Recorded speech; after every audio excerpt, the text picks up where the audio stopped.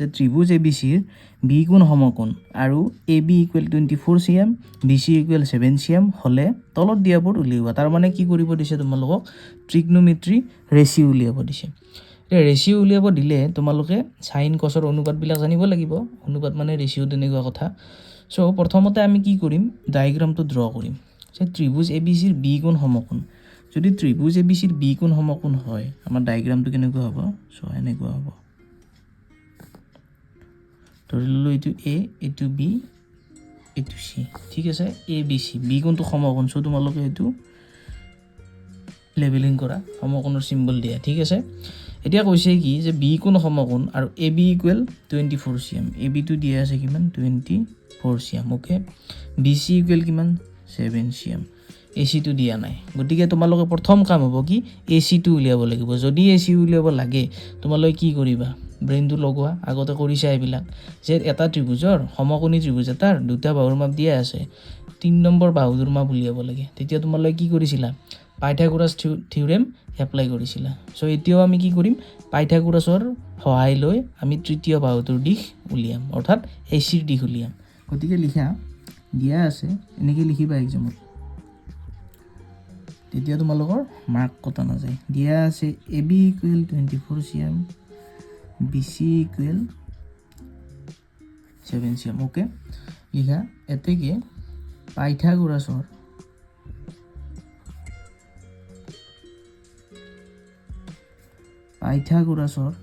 সূত্ৰ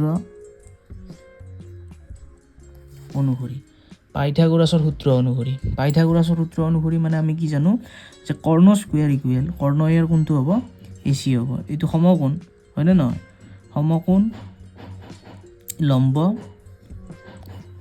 আৰু এইডাল কি ভূমি।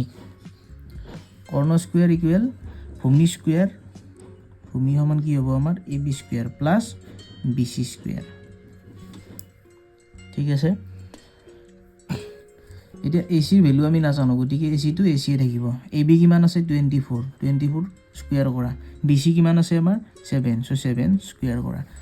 ইউনিট নিলিখিলেও কথা নাই, ইউনিট পিছত লিখিব পাৰিব। 24 × 24 কৰিলে কিমান হ'ব, চাইডত কৰি চোৱা, 24 × 24, 4 4 16, 7 1 4 8 9 4 6 576 আৰু এইটো কিমান হ'ব 49। টোটেল যদি আমি প্লাছ কৰোঁ 625 পাম, ঠিক আছে। এইটো তোমালোকে লিখি যাবা হা, AC স্কুৱেৰ হোল স্কুৱেৰ কৰি দিবা। এইটো AC আছে, ছিংগুল স্কুৱেৰ কৰিলে অনলি চিট পৰিব স্কুৱেৰটো, চ' AC স্কুৱেৰ হোল স্কুৱেৰ কৰি দিবা, ঠিক আছে। AC স্কুৱেৰ ইকুৱেল ইমান পালোঁ। এতিয়া ACৰ ভেলুটো লাগে, AC ইকুৱেল কিমান হ'ব √625। এতিয়া 625ৰ কি উলিয়াব লাগিব, আমি বৰ্গমূল উলিয়াব লাগিব। 625ৰ যদি বৰ্গমূল উলিয়াব লাগে তোমালোকে কি পাবা 25 পাবা, অৰ্থাৎ 25 × 25 যদি কৰা 25 × 25 কৰিলে 625 পাবা, অ'কে, ঠিক আছে। এইটো পালোঁ। এতিয়া আমাৰ মেইন কাম হ'ব কি সাইনে কছে প্ৰথম উলিয়াব লাগে। চ' তুমি নাম্বাৰ 1 দিয়া, 1 দি লিখা আছে সাইন এ কি হ'ব, সাইন এ। এতিয়া প্ৰথমতে জানিব লাগিব যে সাইন যদি থাকে সাইনৰ অনুপাতটো কেনেকুৱা হ'ব। সাইন থাকিলে তোমালোকে জানিবা যে লম্ব বাই কৰ্ণ, তাৰমানে লম্বক যদি আমি কৰ্ণ দি হৰণ কৰোঁ তেতিয়া আমি কি পাম, সাইন পাম, ঠিক আছে। কি ক'লোঁ মই যে লম্ব বাই কৰ্ণ বা লম্ব হৰণ কৰ্ণ, তাৰমানে কি কৰ্ণৰে লম্বক হৰণ কৰিলে আমি কি পাম, সাইন পাম, মনত ৰাখিবা। এতিয়া আমাক লাগে A গুণৰ সাইন, চোৱা এইটো কোণৰ সাইন লাগে আমাক। তোমালোকে জানিবা যে কিবা কোণৰ যদি সাইন উলিয়াব দিয়ে তেতিয়াহ'লে সেই কোণটোৰ যিটো সন্মুখৰ বাহু থাকিব, এইটো বিপৰীত বাহু বুলিও ক'ব পাৰা, সেই বাহুটো কি হৈ যাব, তাৰ পাৰপেণ্ডিকুলাৰ হৈ যাব, মানে কি লম্ব হৈ যাব, অৰ্থাৎ BC লম্ব পাম আমি কি সাপেক্ষে, এই কোণৰ সাইন সাপেক্ষে। আৰু এবাৰ কৈছোঁ, যদি আমাক কিবা এংগলৰ সাইন উলিয়াব দিয়ে তেতিয়া আমি কি কৰিম যে কোণ সাপেক্ষে কোণটোৰ সন্মুখৰ বাহুটো অথবা বিপৰীত বাহুটো আমি লম্ব বুলি ধৰিম আৰু লম্ব বুলি বিবেচিত কৰিম। গতিকে ইয়াৰ লম্ব কোনটো হ'ব? বিচিটো লম্ব হ'ব। ঠিক আছে, আৰু কোনটোৰ লগত যিটো বাহু লাগি আছে, অৰ্থাৎ এই বাহুটো লাগি আছে, এ বি বাহুটো লাগি আছে, আৰু এই এ বি বাহুটোক আমি কি বুলি ক'ম? ভূমি বুলি ক'ম। ঠিক আছে, গতিকে ইয়াৰ লম্ব কি পালোঁ আমি? বিচি পালোঁ, আৰু ভূমি কি পালোঁ আমি? এ বি পালোঁ। ঠিক আছে, যদি লম্ব বিচি ভূমি এ বি, কৰ্ণ কোনডাল হ'ব? এচিডাল কৰ্ণ হ'ব। কি সাপেক্ষে? এ কোণৰ চাইন সাপেক্ষে এচিডাল কি হ'ব? তাৰ কৰ্ণ হ'ব। ঠিক আছে, কৰ্ণৰ ভেলু কিমান পাইছোঁ আমি? 25 cm। অ'কে, গতিকে তুমি চাইন এ ইকুৱেল কি লিখিবা? চাইন এ ইকুৱেল লম্ব বাই কৰ্ণ। লম্ব কি আছে আমাৰ? বিচি। কৰ্ণ কি আছে আমাৰ? এচি। চ' বিচি বাই এচি। অ'কে, বিচি বাই এচি।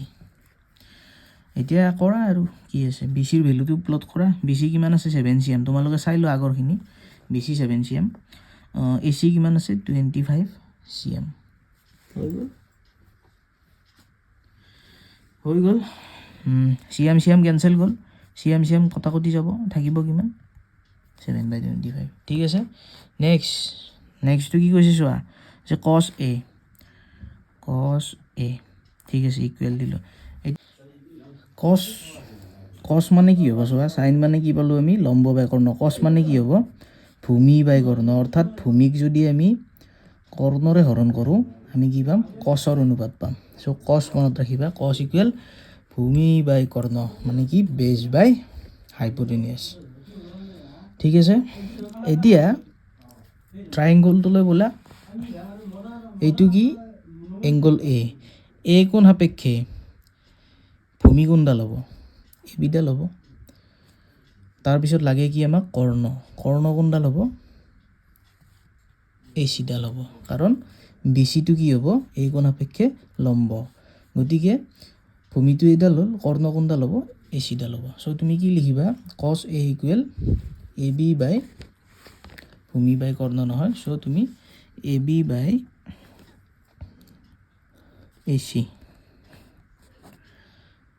এ বি চোৱা, এ বি কিমান আছে?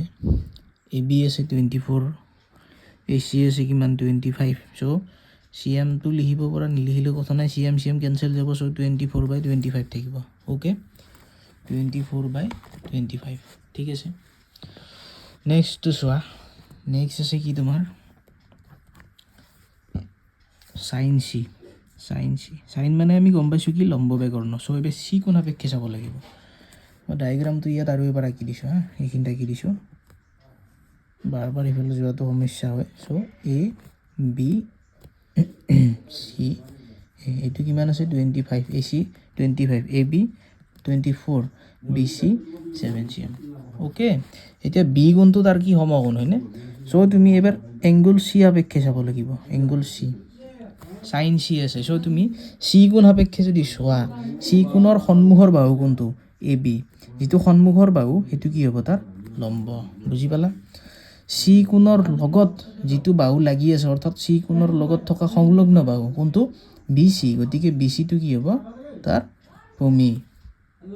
চ' এইটো ভূমি হ'ল, এইটো কি হ'ব? তাৰ কৰ্ণ। ভেৰি চিম্পল, এটা লম্ব, এটা ভূমি, এটা কৰ্ণ হ'ব। তোমাক কি লাগে? চাইন চি, অৰ্থাৎ চাইন মানে কি? লম্ব বাই কৰ্ণ। ইয়াত লম্ব কোনটো আছে চোৱা এতিয়া, চি কোণ সাপেক্ষে লম্ব কোনটো? A B. চ' তুমি লিখা এ বি। তাৰপিছত কি লাগে? কৰ্ণ। চ' এ চি। এ বি কিমান আছে চোৱা? 24, এ চি কিমান আছে চোৱা? 25, চি এম লিখি দিব পাৰা। চি এম কেঞ্চেল গ'ল, কেঞ্চেল গৈ থাকিব কি? 24/25। নেক্সট লাগে আমাক কছ চি। কছৰ অনুপাত কি আছিল? ভূমি বাই কৰ্ণ। ভূমি কোনটো পাইছোঁ আমি? এইটো বি চি। গতিকে বি চি লিখা। কৰ্ণ কোনটো পাইছোঁ আমি? এ চি। চ' এ চি লিখা। চ' কি হ'ব? 7 cm/25 cm। C M cancel যাব, যায় 7/25। Very simple. এবাৰ মই ষ্টাৰ্টিঙৰ পৰা দিছোঁ, তোমালোকে স্ক্ৰীনশ্বট লৈ ল'বা ধুনীয়াকৈ। হৈছে। নেক্সট এইখিনি লোৱা, একেবাৰে সহজ এইবিলাক, আৰু এক্সামত আহি থাকে।